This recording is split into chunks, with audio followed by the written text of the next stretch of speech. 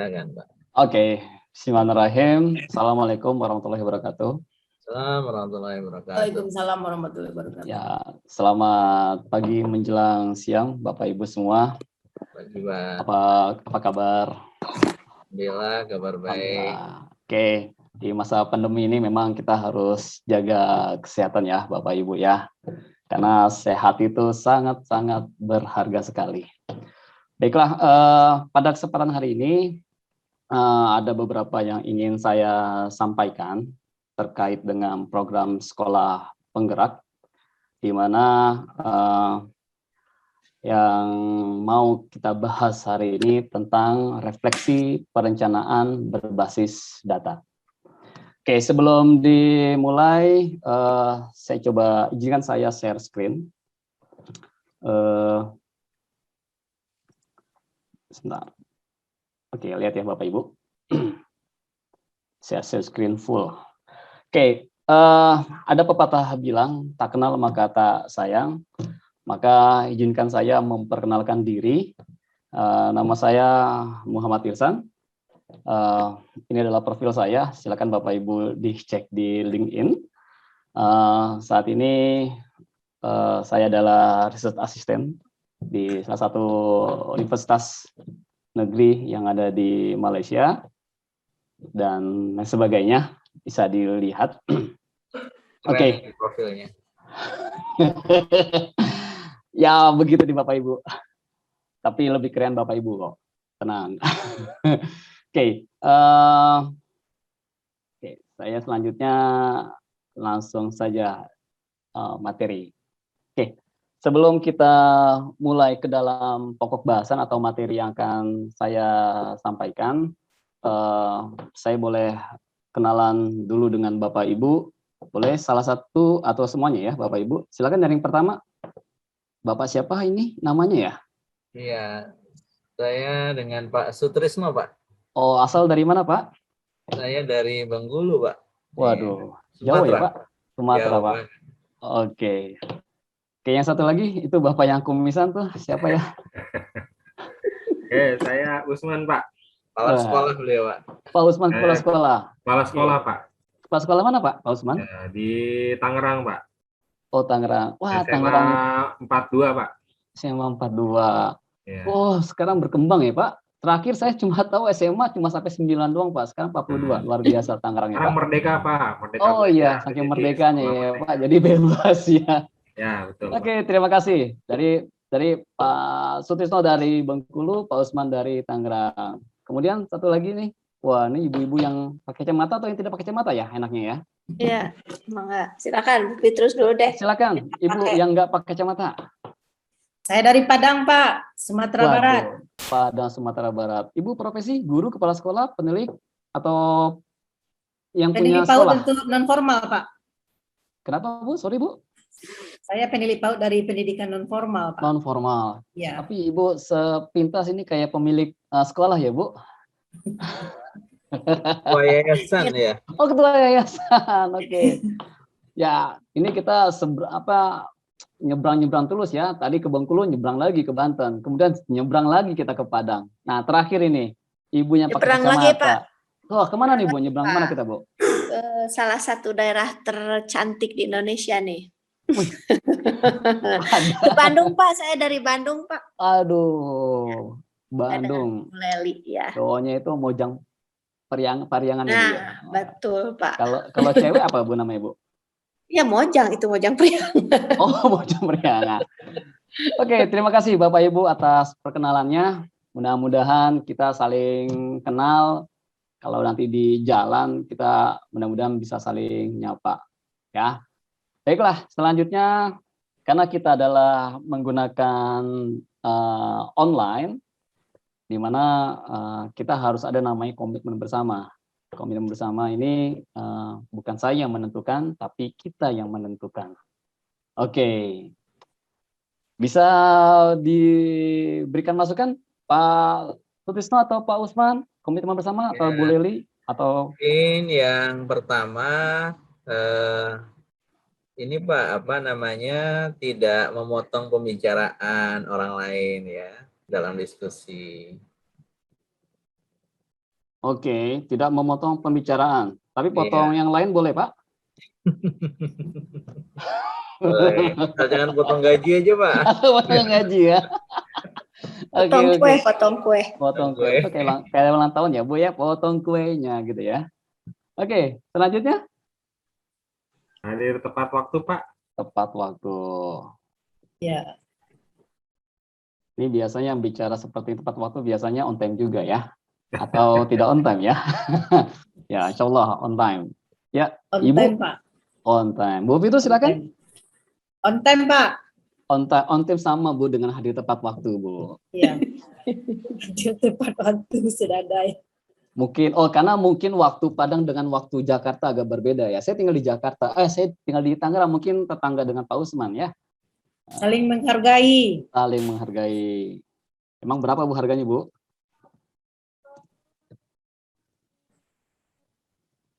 Menghargai. Gimana Bu cara saling menghargai, Bu?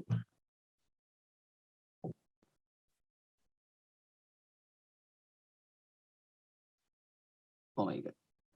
Halo? Tes.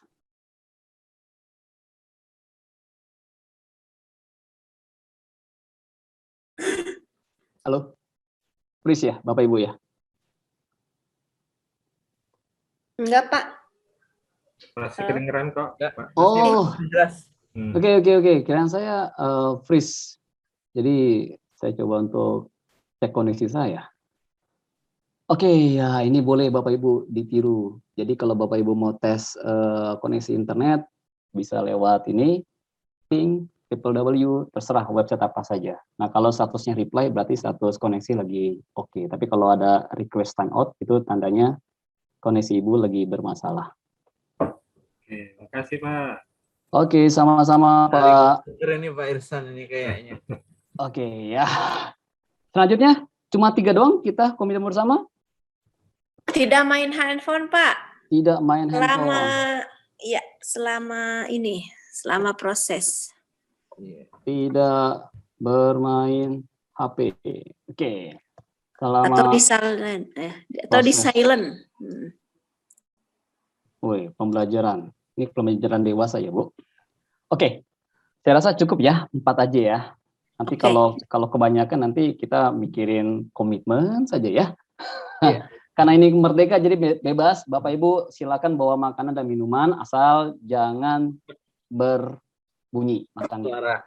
atau bersuara. Dan kalau bisa dibagi-bagi ya. Kasihan tetangganya. Oke. Selanjutnya, sebelum kita mulai, baiknya kita santai sejenak dulu. Ya Bapak Ibu ya, kita ada namanya ice breaking, namanya ice, berarti dingin banget ya.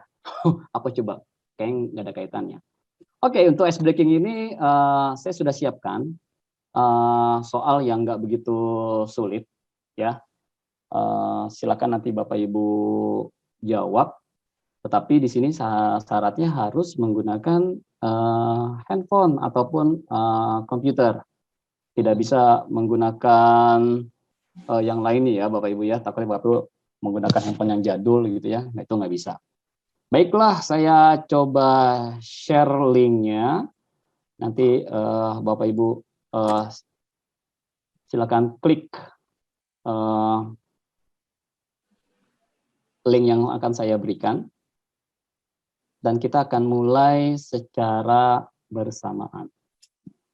Oke, ini saya berikan link di chat ya, Bapak Ibu. Ya, silakan. Sudah nampak Bapak Ibu? Sudah, Pak.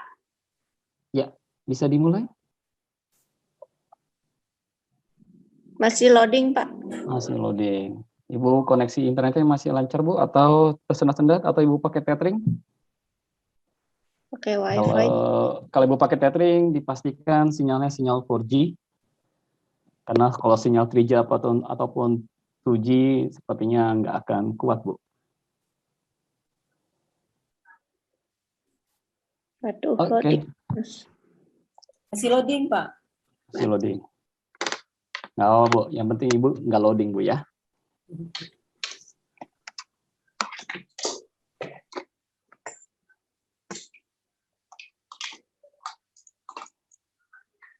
Ya, gimana?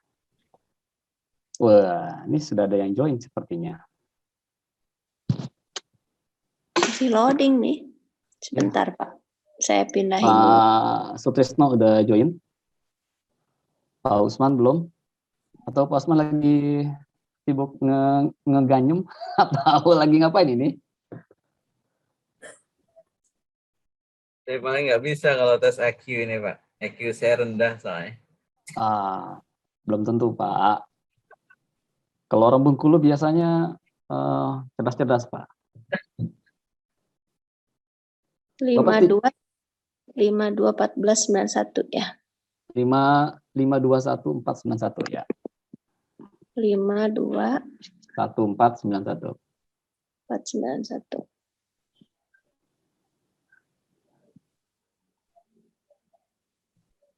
Pak Sutrisno, Bengkulu dekat mana, Pak? Dekat pantai, Pak? Iya, dekat pantai, Pak. Di Dekat kotanya. pantai Panjang ya, Pak? Pantai Panjang, ya. 521491. Kok saya nggak bisa gabung-gabung ya? Tuh, Klik mungkin yang linknya tadi aja, Pak. Iya, nggak bisa. Nggak mau juga ya? tergantung amal ibadah kayaknya, Pak. Nah, ini Bu Fitrus. Ya, Bu Fitrus sudah nyambung, udah join. Ini kok ini banget.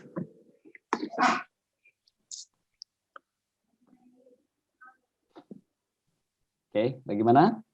Apa tadi? 521? 491.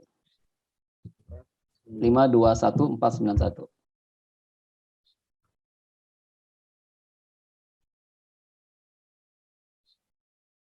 Ayo Bapak Ibu. Ya, Bu Leli ternyata sudah join, tinggal Pak Usman. Ayo Pak Usman. Ada masalah, Pak? Ada masalah. 521491. Atau Pak Usman laptopnya laptop anak kali, Pak ya? Oh iya, akhirnya Pak Usman. Oke, kita mulai ya Bapak Ibu ya. Bismillahirrahmanirrahim. Ya.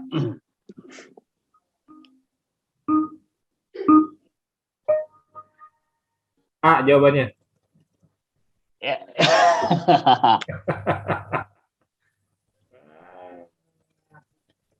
Ya tetap 10 Ya, jumlah menit. soal ada 10. Hanya ada lilin, lampu tempel, senter, dan kamu.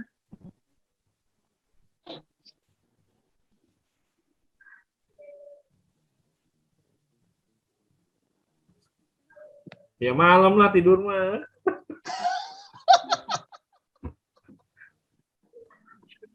Saya nggak ngerti jawabannya, Pak.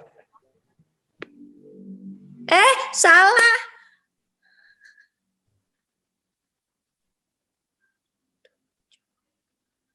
Korek api lah. Lah, suruh nyuruh ngitung males ah.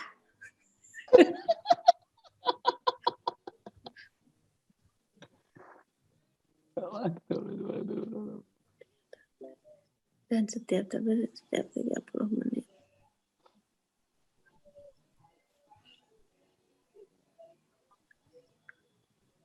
Aduh, ini apa ya? Dah, tiduran aja dah.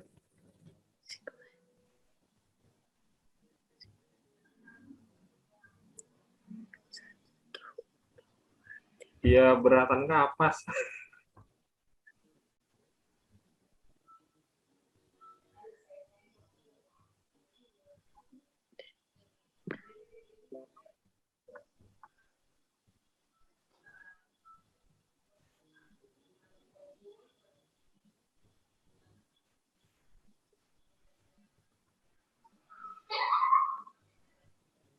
Ayo.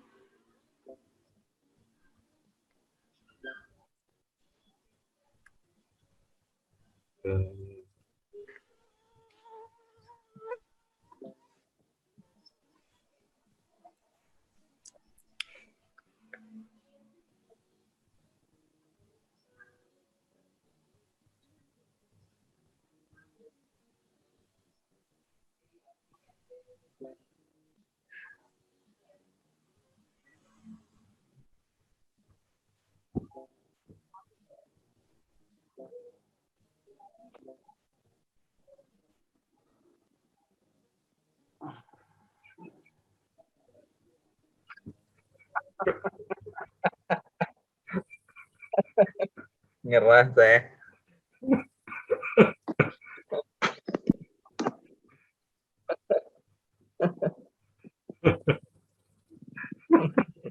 Ayo, Bu Petrus.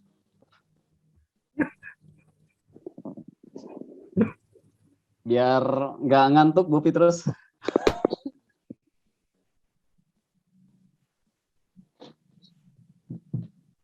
Aduh, salahnya banyak nih. Oke. Saya sudah ya, Bapak Ibu.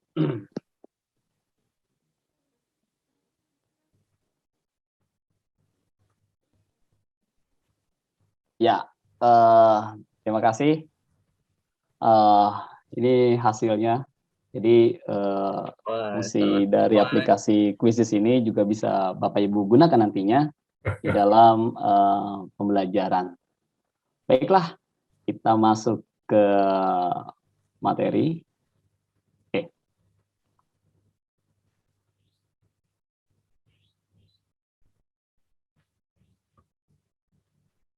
Oke, setelah kita sudah lakukan ice breaking, yang kita harapkan kita jadi segar lagi. Yang tadinya posisinya nggak enak ataupun lagi ngantuk, ya bisa melek lagi ya Bapak Ibu ya. Tes IQ itu ada kaitan dengan tes kemampuan kita untuk menalar sesuatu ya Bapak Ibu. Menalar ya daya talar kita ya dalam menghadapi satu masalah. Ini ada beberapa soal yang berkaitan dengan topik yang akan kita bahas hari ini. Oke, sebelum saya masuk ke dalam topik inti, saya ingin mengajak Bapak Ibu apa arti dari sekolah penggerak. Ya, kita brainstorming dulu ya Bapak Ibu. Sekolah penggerak itu adalah sekolah yang berfokus pada pengembangan hasil belajar siswa secara holistik dengan mewujudkan profil pelajar Pancasila yang mencakup kompetensi kognitif serta non-kognitif yang diawali dengan sumber daya manusia yang unggul, mulai dari kepala sekolah maupun dan guru. Kepala sekolah dan guru dari sekolah penggerak melakukan pengimbasan kepada satuan pendidikan lain. Mungkin hari-hari sebelumnya Bapak Ibu sudah dapat juga materi dari para narasumber ya yang berkaitan dengan sekolah penggerak. Ada kaitan dengan sekolah penggerak, ada namanya paradigma baru. Ya, paradigma baru yaitu pembelajaran dengan paradigma baru adalah pembelajaran intrakurikuler yang terdiferensiasi di mana konten akan lebih optimal agar siswa memiliki cukup waktu untuk mendalami konsep dan menguatkan kompetensi.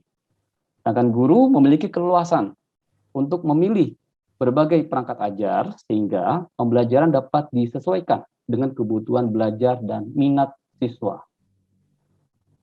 Proyek kokurikuler lintas mata pelajaran yang berorientasi pada pengembangan karakter dan kompetensi umum.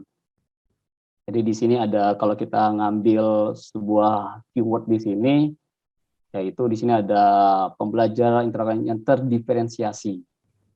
Di sini si guru memiliki kekeluasaan ya Bapak Ibu untuk memilih berbagai perangkat ajar. Hingga si siswa sendiri pun juga nyaman dalam sesuai dengan kompetensinya yang dimiliki. Kemudian resuming yang ketiga yaitu yang berkaitan dengan penerapan profil pelajar Pancasila di satuan pendidikan. Di mana profil pelajar Pancasila adalah karakter dan kemampuan yang dibangun dalam keseharian dan dihidupkan dalam diri setiap individu peserta didik melalui budaya satuan pendidikan. Yang berkaitan dengan pembelajaran intrakurikuler, proyek penguatan profil pelajar Pancasila, dan maupun ekstrakurikuler. Nah, berkaitan dengan materi kita hari ini, ya, yang berkaitannya dengan refleksi perencanaan berbasis data, ya, saya meminta Bapak Ibu untuk melakukan deteksi awal yang berkaitan dengan masalah, ya. Sama hal dengan kalau kita mungkin Bapak Ibu pernah melakukan penelitian, ya, di mana penelitian itu memang harus ada masalah. Kalau nggak ada masalah, ya nggak mungkin kita melakukan penelitian. Dan fungsi dari penelitian itu untuk menambah suatu knowledge, suatu keilmuan yang baru atau istilahnya novelty. Nah, saya memerlukan kerjasama oleh Bapak Ibu. Link akan saya berikan dan tolong dijawab. Bentar. Ya. Ya, silakan Bapak Ibu.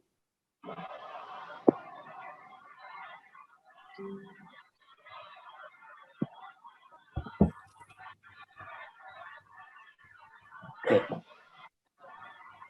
Yang pertama, tugasnya Bapak Ibu silakan menuliskan berbagai macam masalah secara umum yang ada di sekolah. Ya. Tadi Pak Sutrisno sekolahnya di Bengkulu, Pak Usman di Banten, terus Bu Petrus ada di Sumbar, dan Bu Leli ada di Bandung. Nah, pasti setiap sekolah memiliki permasalahan. Mungkin sama, mungkin juga berbeda. Nah, dari sini kita coba merumuskan masalah, apa saja masalahnya. Silakan Bapak Ibu isi, boleh satu, boleh lebih dari satu. Ya, fokus dulu kepada masalah secara umum. Ya, Bapak Ibu. Oke, yang pertama, potensi siswa tidak tersalurkan dengan baik. Yang kedua, sarana prasarana kurang memadai. Oke. Oke. Ini yang pertama Pak Usman atau Pak Sutrisno nih ya, nggak ada nama ini. Ya, emang bapak-bapak begitu ya. Ternyata kalau ibu-ibu ini udah otomatis ada Bu Leli, ada langsung Bu Fitrus gitu ya. Oke. Bu Leli masih belum konsisten dalam melaksanakan pembentukan profil. Wah. Kemudian Bu Fitrus sekolah tidak mau diakreditasi. Nah loh, ada ya Bu, sekolah tidak mau diakreditasi ya Bu? Ada Pak. Wah, kalau sekolah nggak mau diakreditasi, nanti pengakuan di masyarakat seperti apa ya Bu? Bagaimana Bu, menurut Ibu Bu, kalau sekolah tidak mau diakreditasi Bu? Memang tidak ada dukungan atau memang apa ya? Sekolah tersebut nggak mau diakreditasi karena sekolah tersebut tidak sepenuhnya memenuhi standar nasional pendidikannya, Pak. Jadi itu disebabkan mungkin karena pengetahuannya, kemudian dari melengkapi dokumen tersebut kan sangat banyak sekali. Belum lagi diimplementasikannya dalam proses pembelajaran. Jadi akhirnya sekolah tidak mau untuk diakreditasi, Pak. Oke. Kalau sekolah tidak mau diakreditasi dikarenakan tadi hal yang Ibu sebutkan, bisa jadi, bisa jadi kalau ibarat manusia itu tidak memiliki jati diri ya Bu. Kalau nggak memiliki jati diri, bagaimana dia cara mengukur dirinya sendiri gitu kan? Kemudian nanti berimbas kepada kepercayaan masyarakat. Karena saat ini masyarakat kita masih apa ibaratnya ya, masih melihat status, ya masih melihat status, apakah statusnya terakreditasi atau tidak. Karena kalau sudah terakreditasi itu ada sebuah karantin ya Bu ya, jaminan dari pemerintah sebenarnya. Waduh, oke lanjut. Ini bapak-bapak dan ibu ini luar biasa ya, agresif sekali. Padahal saya belum menyuruh untuk masalah kepemimpinan kepala sekolah sudah diisi. Wah, luar biasa. Memang cerdas-cerdas ini kepala sekolah dan guru kita ini ya. Pengen cepet pulang, Pak. Oh iya, sebentar Pak ya. Kita masih ada waktu Pak. Oke, solusi. Pak Sutrisno menggalang dukungan dari berbagai pihak. Wah, pihak. Bukannya pihak ya Pak, pihak ya Pak. Bapak ada unsur, Bapak mungkin sekolah di ini Pak ya. Sekolah Islam terpadu ya Pak. Jadi nggak ada pihak, ada pihak gitu Pak. Untuk memenuhi kebutuhan sarana prasarana sekolah. Solusinya. Oke. Kemudian dibentuk mata pelajaran atau eskul peminatan. Oke. Kalau Bu Lili perlu penguatan. Nah, ini yang nulis ibu-ibu. Tulisannya perlu penguatan. Maksud ibu apa nih Bu? Perlu penguatan apa ini ya? Bisa tolong dijelaskan Bu? Perlu Iya. penguatan apa ya?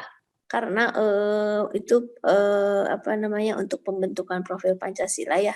Jadi perlu penguatan misalkan dari kepala sekolahnya harus senantiasa diingatkan kepada guru untuk konsisten dalam membentuk, baik dalam proses pembelajaran untuk penguatan profil Pancasilanya di saat melakukan proses pembelajaran, misalkan di tema itu, atau misalkan pada saat pembiasaan. Nah, ini konsistensi ini yang diperlukan, makanya mungkin perlu terus penguatan dan apa namanya, terus diingatkan gitu ya, seperti itu Pak.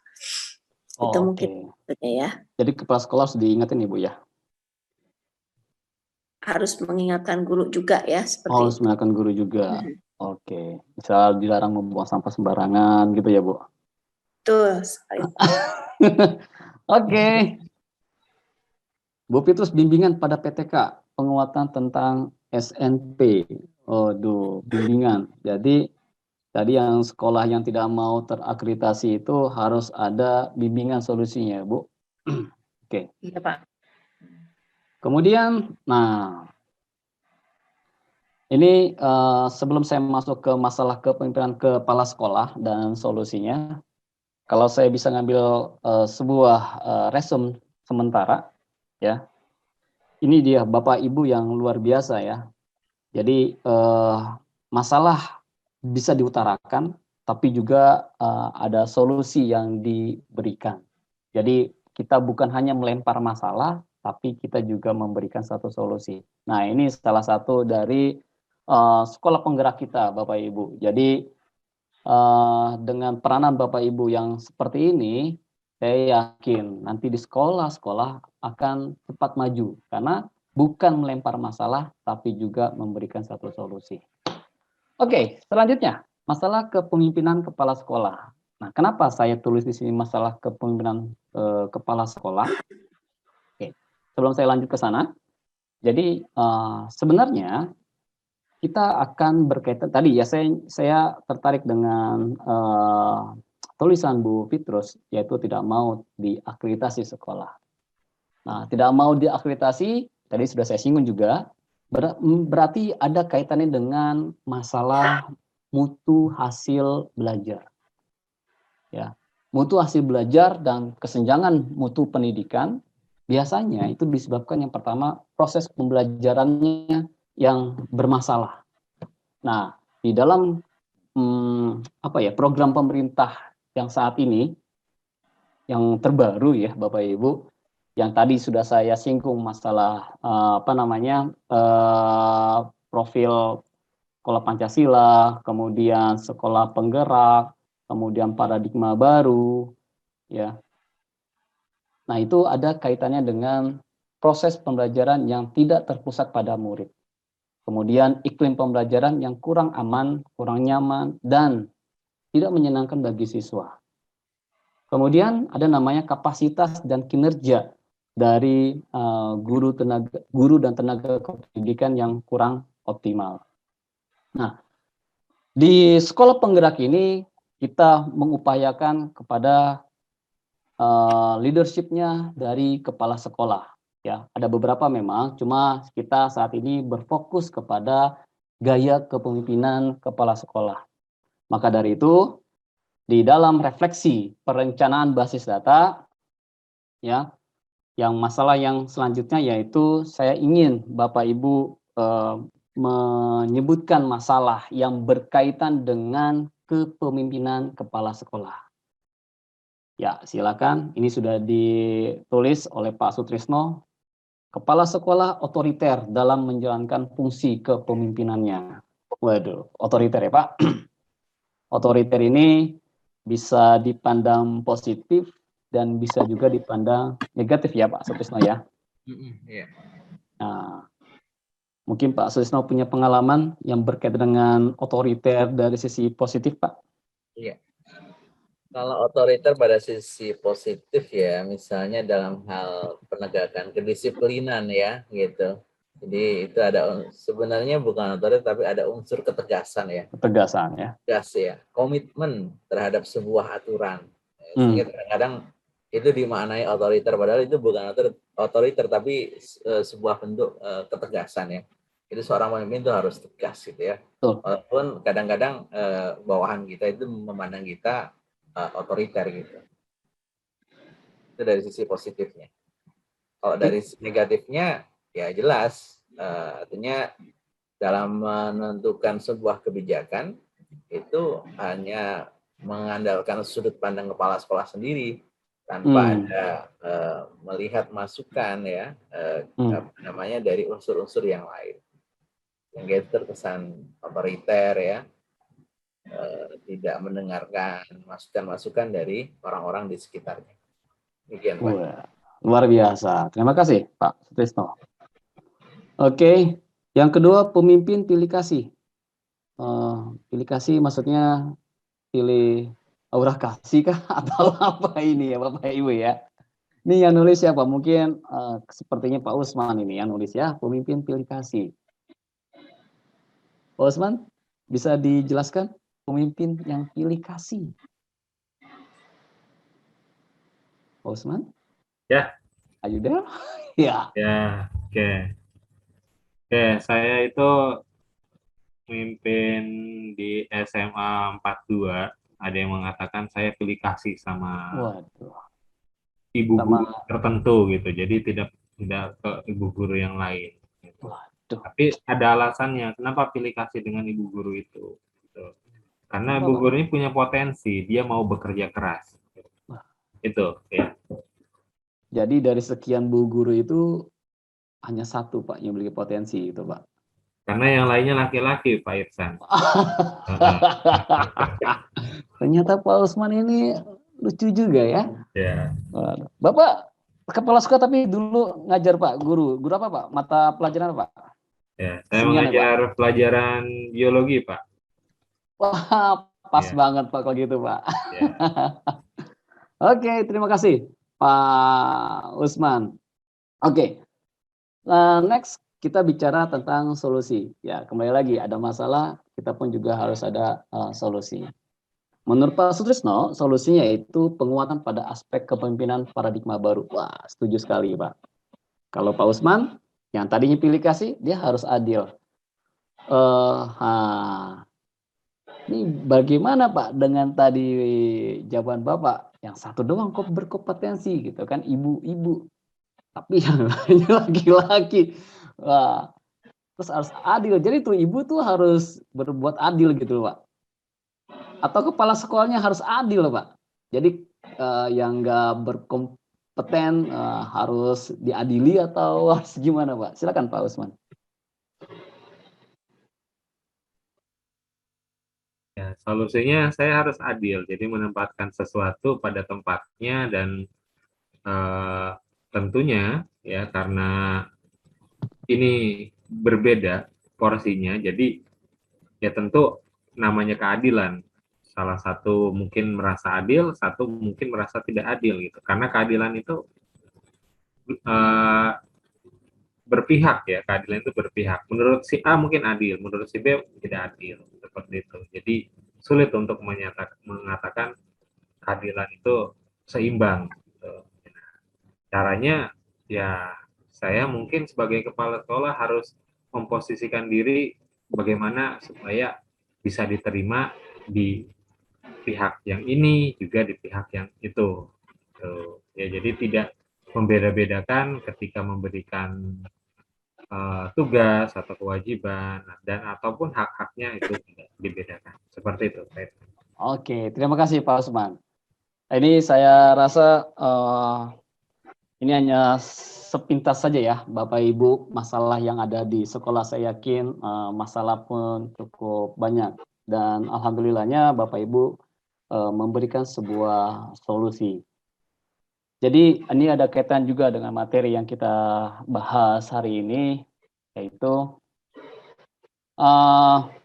di dalam permasalahan ya kita harus cari akar masalahnya, ya harus cari akar masalahnya. Tadi kenapa pemimpin pilih kasih? Kita harus tahu itu kan masalah. Kita harus cari dulu akar masalahnya seperti apa. Nah, Bapak Ibu silakan nanti cari akar masalah, kemudian baru kita memberikan satu solusi. Karena kalau kita hanya oke, masalah nih A, B, C, langsung kita memberikan solusi, kadang solusi yang kita berikan itu kurang tepat.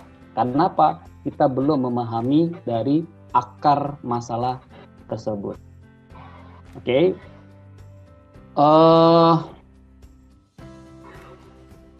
Karena kita waktu udah menjelang siang, ya, udah menjelang jam 12. Oke, Bapak Ibu, sebagaimana telah kita pelajari sebelumnya tentang data yang dimaksud dalam perencanaan berbasis data ini, yaitu ada kaitan dengan profil satuan pendidikan. Ya, jadi tadi mulai dari kepala sekolah, kemudian nanti kita juga cari akar masalah tentang iklim kebinekaan dan inklusivitas, kemudian iklim keamanan, iklim kapasitas dan kinerja dari guru dan tenaga kependidikan. Nah, hal-hal seperti itu kita harus cari akar masalahnya, kemudian kita baru bisa memberikan suatu solusi. Profil satuan pendidikan memberdayakan satuan pendidikan untuk mampu menganalisa kondisi satuan pendidikan dan mengidentifikasi dari akar masalah, di mana akar masalah itu sebagai dasar dari perencanaan peningkatan mutu. Baiklah, Bapak Ibu, demikian materi yang bisa saya sampaikan. Besok atau minggu depan, ya, karena sekarang hari Jumat ya Bapak Ibu, kita akan lanjutkan dengan materi yang lebih seru lagi dan dari narasumber pun yang lebih luar biasa. Silakan Bapak Ibu mengikutinya. Dan terakhir dari saya, jaga kesehatan ya, karena kesehatan itu penting dan dari segala-galanya. Terima kasih.